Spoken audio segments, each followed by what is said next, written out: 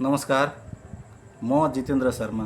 आज मेरो पत्रकार मित्र दिलीप अहिरज्यूले बहुजनआवाज.com न्युज च्यानल मार्फत सुरु गर्नुभएको ध्वनि प्रदूषण विरुद्धको अभियानमा मलाई आफ्नो 2 शब्द राखिदिने मौका दिनुभएकोमा म उहाँलाई विशेष धन्यवाद दिन चाहन्छु।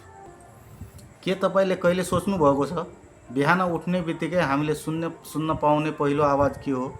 चराको मिठो चिरबिर कि गाडीको कर्कश हर्न?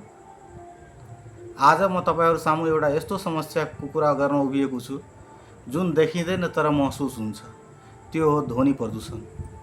मध्य प्रदेश, जहाँ संस्कृति, उत्सव र जीवनको चहल पहल छ, तर त्यही चहल पहल कहिलेकाहीँ अत्यधिक आवाजमा बदलिएको छ। सवारी साधनको हर्न, निर्माण कार्यको कोलाहल, चाडपर्वमा बज्ने ठुलो स्पिकर, डीजे जस्ता वादन यन्त्रहरू, राजनीतिक कार्यक्रमको चर्को आवाज। अब सोचौँ यसको असर के हुन्छ। एक विद्यार्थी किताब खोलेर बस्छ, तर बाहिर हर्नले उसको ध्यान भङ्ग गर्छ। एक बिरामी आराम गर्न खोज्छ, तर लाउडस्पिकरको आवाजले उसको पीडा झन बढाउँछ। एक वृद्ध शान्ति खोज्छ, तर शहरको आवाजले उसलाई झन थकित बनाउँछ।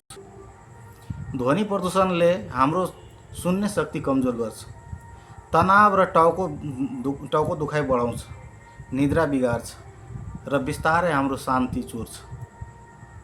अब प्रश्न उठ्छ, समाधान के हो? के हामी सधैँ कोलाहलमै बाँच्ने वा केही परिवर्तन सोच्ने? अनावश्यक हर्न बजाउन छोडौँ, लाउडस्पिकर सीमित प्रयोग गरौँ, नियमको पालन गरौँ र सबैभन्दा महत्त्वपूर्ण आफैबाट सुरु गरौँ, किनकि परिवर्तन सधैँ सानो कदमबाट नै सुरु हुन्छ।